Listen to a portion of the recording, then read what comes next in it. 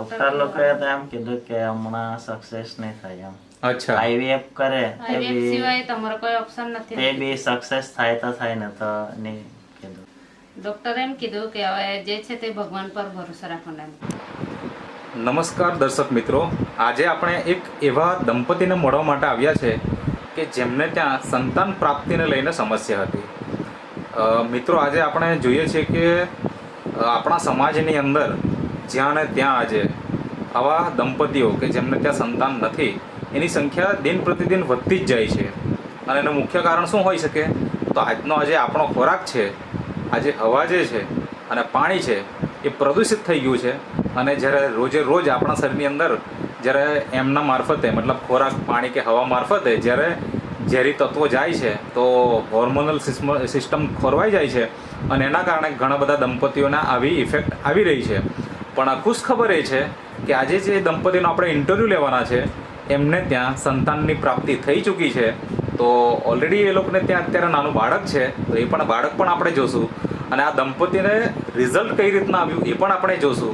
તો સૌપ્રથમ આપણે એમનો પરિચય લઈએ. તો શું નામ છે તમારું? ગામિત પંકજ કુમાર ધનસુખભાઈ, ગામ વરજાખણ, તાલુકો માંડવી, જિલ્લો સુરત. ઓકે, અને તમારું નામ?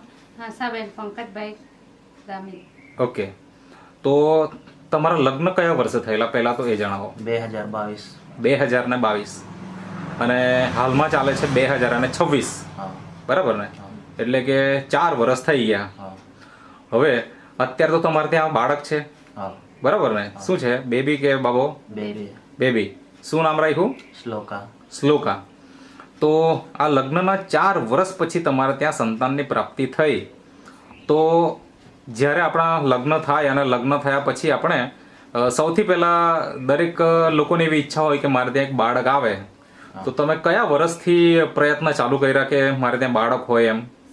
લગ્નના 2023 બીજા વર્ષથી. ઓકે, તો જ્યારે નેચરલી એ પ્રેગ્નન્સી નહીં રહે તો આપણે અલગ અલગ હોસ્પિટલમાં જતા હોઈએ, બરાબર ને? તો શું ઘટના બની, કેવી રીતના મતલબ શરૂઆત કરી, થોડીક વાત કરો. પહેલા તો મારી વાઈફને ચોકલેટી ગાંઠની હતી. એના પાછળ અમે ટ્રીટમેન્ટ કરાવતા હતા.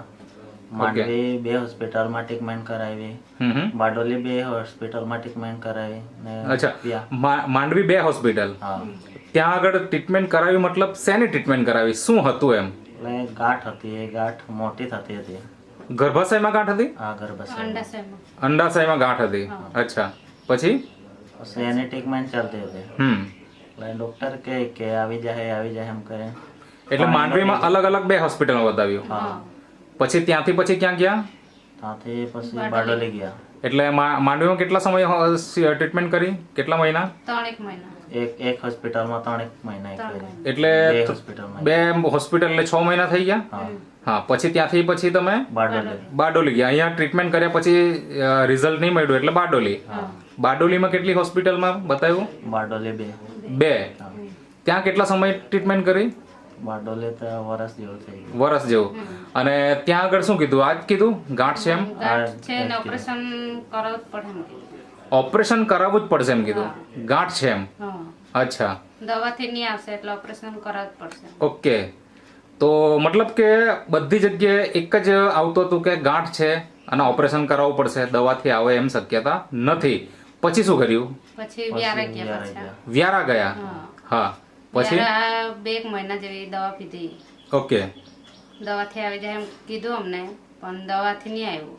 ઓકે, મતલબ 3 અલગ અલગ સિટીમાં ગયા, માંડવી, બારડોલી અને વ્યારા, અને 5 હોસ્પિટલ ઓલરેડી થઈ ગઈ અને પછી પણ રિઝલ્ટ મળ્યું નહીં. અને સમયગાળાની વાત કરીએ તો લગભગ કેટલા સમયગાળો થઈ ગયો આ બધું કરીને?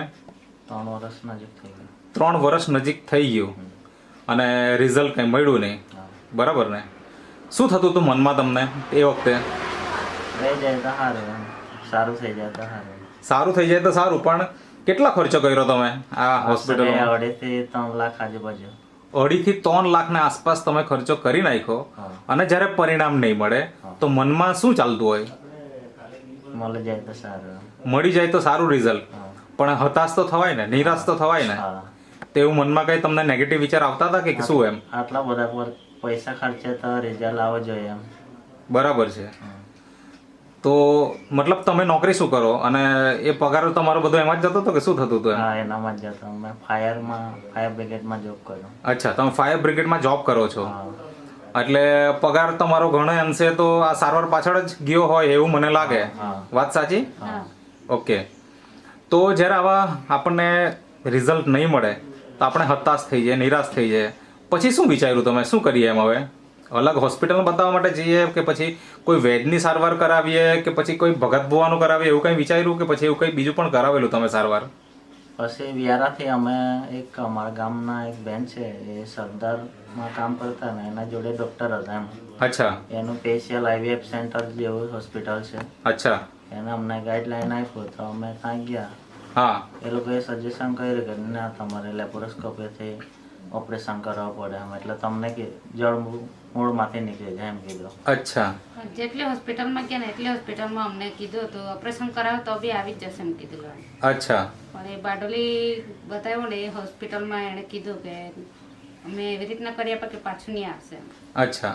પછી શું કર્યું? ઓપરેશન કર્યું કે નહીં? ઓપરેશન કર્યું ત્યારે એવું ખબર પડી કે ફિલિપિયન ટ્યુબ બે સાઈડથી બ્લોકેજ છે. અચ્છા, ઓપરેશન કર્યું, ગાંઠ કાઢી નાખી, હા. પણ બીજી સમસ્યા ઊભી થઈ ગઈ. હા. અને એ શું? તો ફેલોપિયન ટ્યુબ બંધ. બંધ. એ બી બહારથી ખુલ્લી ને અંદર જઈને બંધ હતી. અચ્છા. હા. તો સમસ્યા ગંભીર. હા. હવે જરા આવું ખબર પડે તો પછી એની સારવાર પછી શું કરાવી કે પછી શું કહેતા હતા ડોક્ટર લોકો? ડોક્ટર લોકોએ તો એમ કીધું કે હમણાં સક્સેસ નહીં થાય એમ. અચ્છા. IVF કરે IVF સિવાય તમારો કોઈ ઓપ્શન નથી. તે બી સક્સેસ થાય તો થાય ને તો નહીં કીધું. મતલબ એક જ તારણ ઉપર આવ્યા કે હવે IVF સિવાય બીજો કોઈ વિકલ્પ નથી અને IVF કરાવો તોય કોઈ ગેરંટી નથી. એક વખત IVF કરાવો તો કેટલો ખર્ચો થાય? 1.5 લાખ પહોંચી જાય. 1.5 લાખ રૂપિયા ઓછામાં ઓછા. તો હા. એનાથી વધારે થઈ શકે પણ ઓછો તો નહીં. બરાબર ને? તમે તૈયાર હતા IVF કરાવવા માટે? ના. તો પછી શું વિચાર્યું? વિચાર્યું એટલે અહીંયા તો પહેલા તો 1 મહિના હતો ને અમે અહીંયા કોઈને કીધું જ નહીં. ઘરે અચ્છા. કોઈને ખબર નહીં. હા હા.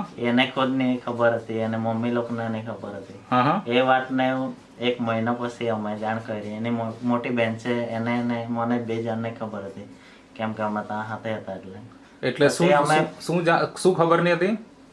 આ ફિલિપિયન ટ્યુબ બે સાઈડે બંધ છે. એમ. અચ્છા. એ કોઈને ખબર જ નથી, તમને જ ખાલી ખબર હતી એમ? હા. એ એ મારી મને બેન ને ને એની બેન અમારા મોટી બેન. husband ને 2 જણને ખબર હતી. અચ્છા. મને બી નહીં ખબર હતી. હા. 1 મહિનો થઈ ગયો પછી અમે એ લોકોને કીધું કે એવું છે એના લીધે. ડોક્ટરે એમ કીધું કે હવે જે છે તે ભગવાન પર ભરોસો રાખવાનો એમ કીધું. અચ્છા. પછી પછી એમ 1 મહિના થઈ ગયા એટલે પછી એ લોકોને કીધું કે એવું છે એટલે પછી આપણે આયુર્વેદિક દવા કોઈ ચાલુ કરવી પડે. એટલે પછી અમે અઠવાડિયા પછી સુમિતભાઈનો કોન્ટેક્ટ કર્યો. કેવી રીતે કર્યો? ખબર કેવી રીતના પડી? ફેસબુક પર 2020માં મેં ઉકાઈ JK પેપરમાં ફાયરમાં જોબ કરતો હતો. અચ્છા. ત્યારે સુમિતભાઈ મારા ફેસબુક પર ફ્રેન્ડ હતા. ઓહો. એટલે એના નંબર મેં સેવ કરી મૂકેલો. એટલે પછી મેં અમારો એ હતો એટલે પછી સુમિતભાઈને કોન્ટેક્ટ કર્યો. પછી સુમિતભાઈ જોડે વાત થઈ કે આપણે એક દિવસ રૂબરૂ મુલાકાત લેવું. પછી અમે એને બાજીપુરા મળવા ગયા. પછી અમને એણે માહિતી આપી કે આ રીતના છે ને આવી રીતના તમારો રિઝલ્ટ આવી શકે. પછી અમે સંમતિથી લઈ લીધું 2 જણ. મતલબ બાજીપુરામાં મળ્યા તમે? હા.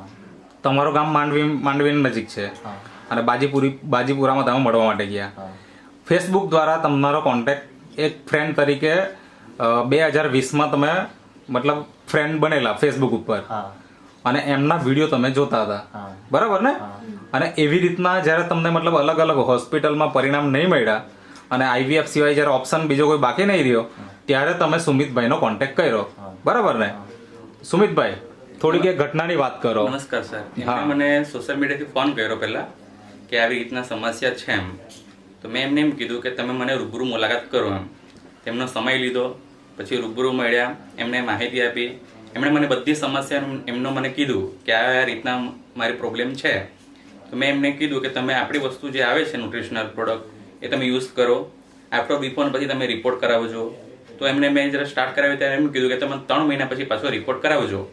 હવે એમને મેં મંથલી એમને પ્રોડક્ટ હું આપતો 1 મહિનો 2 મહિનો 3 મહિનો અને 3 મંથ થયા અને એ લોકોએ રિપોર્ટ કરાવ્યો એમ તેમાં એમનો 100% ફોલોપિક ટ્યુબ નળી ઓપન થઈ ગઈ એમ.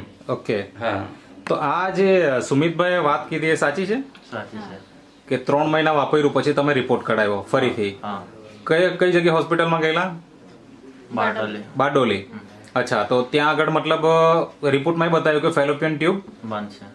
નહીં, આપણી પ્રોડક્ટ નેટસફ કંપનીની પ્રોડક્ટ વાપરીને તમે પછીથી રિપોર્ટ કાઢ્યો ત્યારે પછી ખુલી ગઈ. તો નોર્મલ. અચ્છા, તમે કઈ પ્રોડક્ટ વાપરી? આજે અહીંયા ટેબલ પર રાખી છે આજ ને, હા. જેમાં મેન વેલનેસ છે, વુમન વેલનેસ છે, ન્યુટ્રી હાર્ટ છે, ન્યુટ્રી લીવર છે, ઇઝી ડેટોક્સ છે, ત્યાર પછી મલ્ટીવિટામિન્સ વુમન છે, અને નેચરામોર ઓરિજિનલ અને નેચરામોર ફોર વુમન. આ પ્રોડક્ટ તમે વાપરી. તો કઈ રીતના વાપરી? 2 ટાઈમ વાપરી, 3 ટાઈમ, 1 ટાઈમ, કઈ રીતનો? 3 ટાઈમ. 3 ટાઈમ વાપરી. હા. એટલે સવાર બપોર સાંજ હા. એવી રીતના? પેલા ટ્યુબ માટે 3 મહિના 3 ટાઈમ વપાઈ છે. ઓકે. તો 3 મહિના 3 ટાઈમ વાપરી. હા. અને ફેલોપિયન ટ્યુબનો જે પ્રશ્ન સોલ્વ થઈ ગયો હા. પછી? પછી 2 ટાઈમ. પછી 2 ટાઈમ બંને? હા. હા. દૂધમાં લેતા કે પાણીમાં લેતા? પાણીમાં, ગરમ પાણીમાં. ઓકે. અને તમને રિઝલ્ટ કેટલા મહિના પછી મળી ગયું? 2.5 મહિના જેવું. ફેલોપિયન ટ્યુબનું રિઝલ્ટ આપણને મળ્યું 3 મહિના. અને પછી કેટલા મહિનામાં પછી વાપર્યું? 2 મહિના. પછી 2 મહિના વાપર્યું. અને પ્રેગ્નન્સી રહી ગયું તમને કેવી રીતના ખબર પડી? અમે ચેક કરેલું. અચ્છા, જાતે જ ચેક કર્યું? હા. ઓકે. અને પ્રેગ્નન્સીનું રિઝલ્ટ તો મળી ગયું, પણ પછી આપણને અત્યારે તમારે ત્યાં બેબી છે. હા. બતાવો ને, જોઈ શકો છો દર્શક મિત્રો, આજે એમને ત્યાં આ બાળકી છે. કેટલા મહિના થયા? 2.5 મહિના થવા આવ્યા. 2.5 મહિના. 2.5 મહિના થવા આવ્યા. 2.5 મહિના છે. અચ્છા, મતલબ પૂરા 3 મહિના પણ નથી થયા. શું નામ રાખ્યું? શ્લોકા. શ્લોકા. ઓકે. જન્મ થયો ત્યારે કેટલાક વજન હતો? 3 કિલો 90 ગ્રામ. અચ્છા, એકદમ હેલ્ધી. મતલબ અત્યારે આરામ કરતી હતી અને ત્યાંથી આપણે લાવ્યા એટલે થોડું ડિસ્ટર્બ થાય છે. વાંધો નહીં. હા, એને કેમેરામાં જોવું હતું એટલે.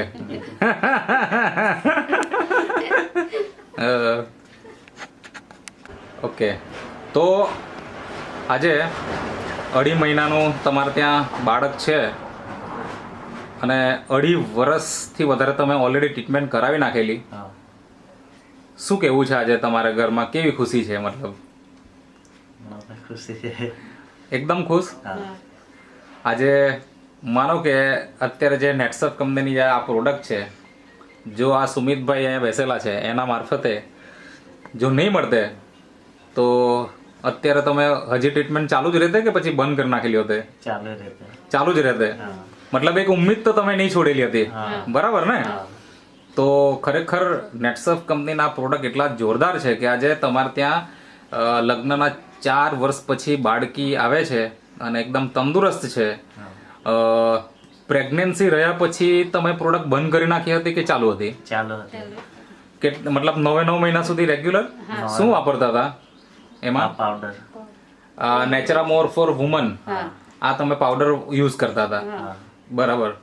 તો રેગ્યુલર યુઝ કર્યો તો પ્રેગ્નન્સી દરમિયાન તમને કોઈ પ્રોબ્લેમ આવ્યા ખરા? ના. તો ખરેખર દર્શક મિત્રો તમે જોઈ શકો છો, ખૂબ જ જોરદાર રિઝલ્ટ મળ્યું છે અહીંયા આપણને. તો શું કહેવું છે બીજા લોકોને તમારે, બીજા દંપતીઓ કે જે આ વિડીયો જોશે એમને તમારે શું કહેવું છે? તમે બી વાપરો તો સારું રહે. એમ કે અમારે રિઝલ્ટ આવ્યા પછી 6 જણની પ્રેગ્નન્સી રહી ગયેલી છે અમારે પાસેથી લઈને. અચ્છા, હા. મતલબ તમે પોતે પ્રોડક્ટ વાપરી, તમને રિઝલ્ટ મળ્યું એટલે બીજાને પણ તમે વાત કરી હા. કે અમને રિઝલ્ટ મળ્યું છે એમ. તેવા 6 દંપતીને ઓલરેડી પ્રેગ્નન્સી રહી ગઈ છે. હા. કયા કયા ગામોમાં? એ અમારા નજીકના ગામોમાં છે. જેમ કે ગામોના નામ બોલો ને. સુરતમાં 2 છે. અચ્છા. બારડોલી તાલુકામાં 1 છે. અચ્છા. પછી બીજા મારા ફ્રેન્ડ સર્કલ છે કે નહીં, હા, હા. એ લોકોનો છે. ઓકે. હા. તો ખૂબ જ સરસ પંકજભાઈ.